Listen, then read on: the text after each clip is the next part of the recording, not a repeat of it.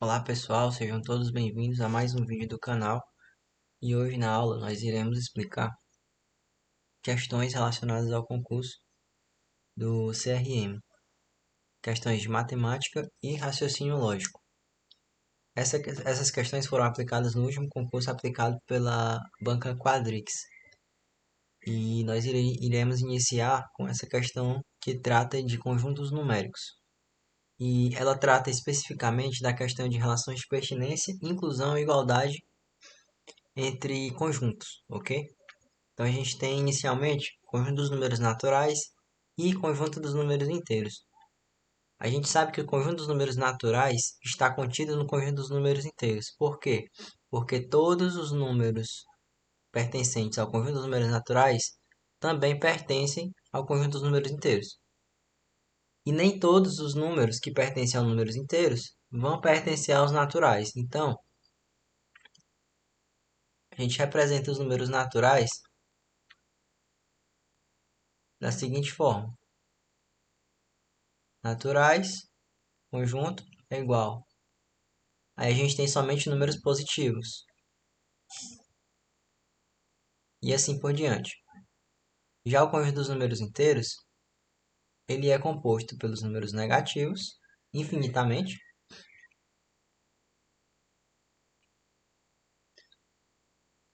e pelos números positivos, ok?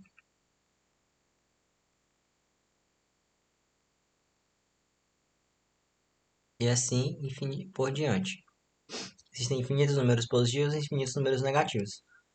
A característica principal dos números inteiros é que eles são eles não possuem vírgulas, não são números naturais, são números sem vírgula, ok? E no caso aqui, esse símbolo significa o quê? Este símbolo aqui utilizado quer dizer que o conjunto dos números naturais contém o conjunto dos números inteiros. Porém, o que acontece é o contrário.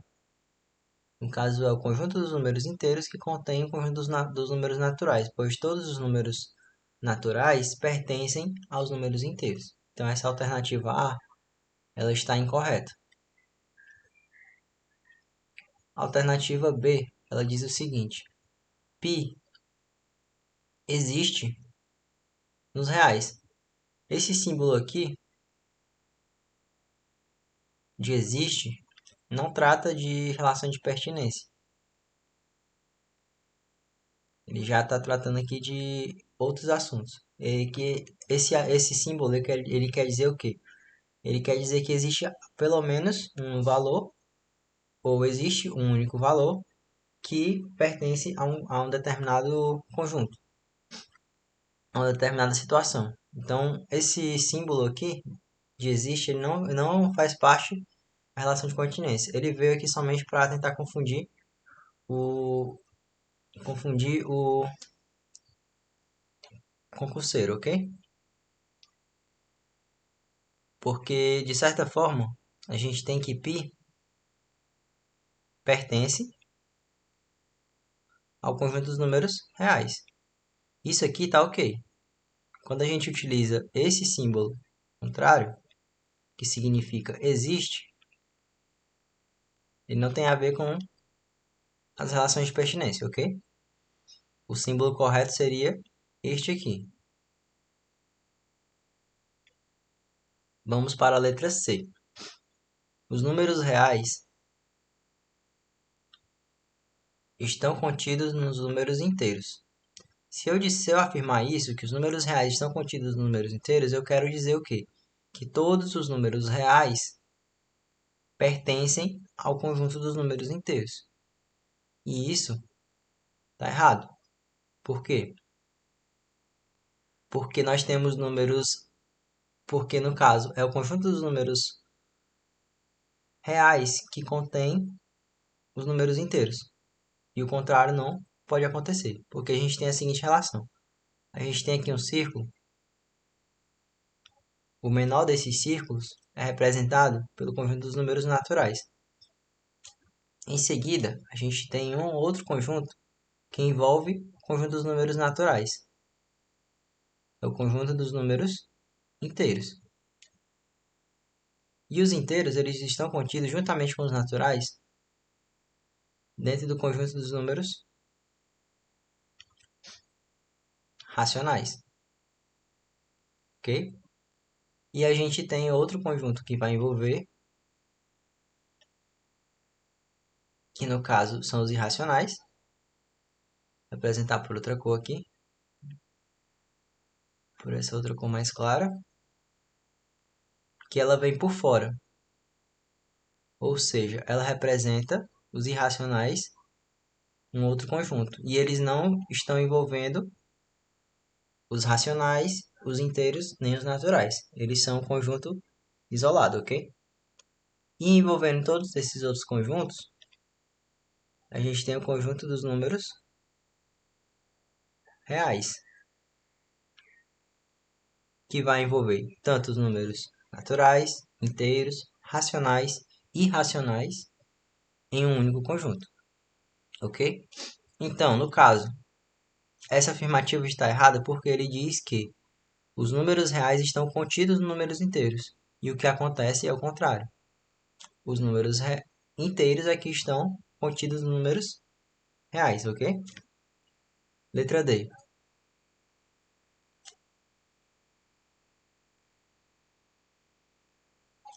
2 pertence ao conjunto dos números racionais.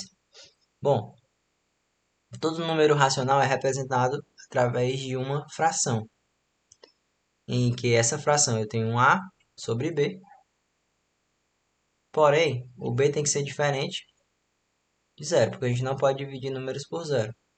Isso dentro dos números racionais, ok? E eu posso representar o 2 como sendo, por exemplo, 4 sobre 2. E isso aqui é igual a 2. Então, eu consigo representar o 2 em forma de fração. Logo, o número 2, ele realmente pertence ao conjunto dos números racionais. E o 2, ele seria o quê? Um número natural. A gente tem um 2 aqui. Da mesma forma, o 2, ele vai ser um número inteiro e vai ser também um número racional. Também ele vai ser um número real. O 2 ele só não pode ser um número irracional. Então, a nossa alternativa D está correta.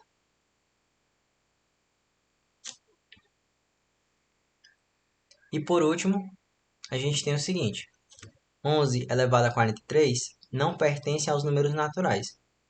11 elevado a 43 não pertence aos números naturais, ok? Isso está errado, porque 11 elevado a 43 pertence aos naturais. Independente do meu expoente aqui, eu sei que todo número inteiro, ou seja, ou todo número natural elevado a qualquer outro valor, sendo ele positivo e diferente de zero, se eu elevar esse número natural a qualquer outro valor, eu vou obter sempre um número natural, ok? Então, sempre que eu elevar um número natural a um expoente maior que zero, maior ou igual a zero, porque todo número elevado a zero é igual a 1 e 1 é um número natural, logo eu sempre vou obter um número natural. Então, por isso que está incorreto, porque nesse caso, 11 elevado a 43 vai ser exatamente o número natural.